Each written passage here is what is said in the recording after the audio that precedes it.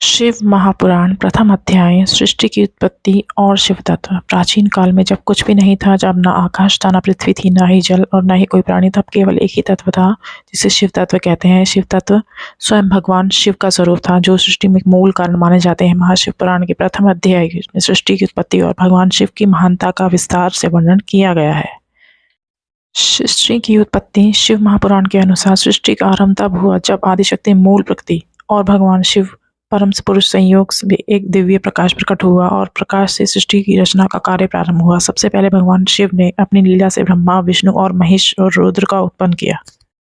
ब्रह्मा और विष्णु का अहंकार। एक समय जब ब्रह्मा और विष्णु में विवाद हुआ, तब उनके सर्वश्रेष्ठ कौन है, दोनों ने स्वयं को ही सर्वश्रेष्ठ सिद्ध करने के लिए वाद विवाद किया। तभी एक अद्भुत अनंत ज्योतिर्लिंग प्रकट हुआ और ब्रह्मांड को अपने प्रकाश से भरने लगा। इस ज्योति को देखकर ब्रह्मा और विष्णु दोनों अचंभित हो गए।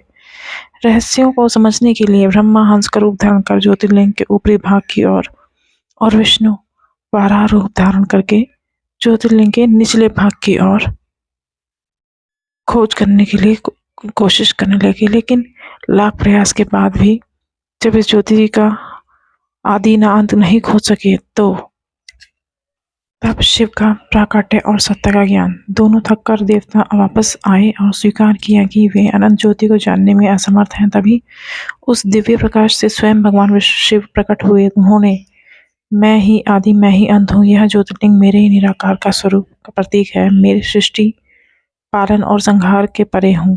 भगवान शिव के इस वचन को सुनकर भगवान विष्णु और ब्रह्मा ने अपना अहंकार त्याग दिया और श्रद्धा से उनकी स्तुति की। तभी से भगवान विष्णु और महादेव शिव को महादेव कहा जाने लगा है। उसकी उपासना और विधान स्थापित हुआ है। भगवान शिव ने कहा, जो भी श्रद्धा से इस ज्योतिर्लिंग की पूजा करेगा, उसे मोक्ष की प्राप्ति होगी। इस घटना के कारण ही धरती पर शिवलिंग की पूजा और की परंपरा प्रारंभ हुई है। निष्कर्ष। शिव महापुराण का प्रथम अध्याय हमें यह सिखाता है कि अहंकार का कोई स्थान ही नहीं है, अतः भगवान शिव ही परम सत्य है, परम तत्व है। उन्हीं की भक्ति करने से मनुष्य जीवन मरण के बंधन से मुक्त हो सकता है और शिव तत्व को प्राप्त कर सकता है। तो बोलिए हर हर महादेव। अगर आप लोग मेरी वीडियो अच्छी लगी तो प्लीज़ लाइक, शेयर कीजिए, सब्सक्राइब कीजिए और कमेंट में लिखिए हर हर महादेव।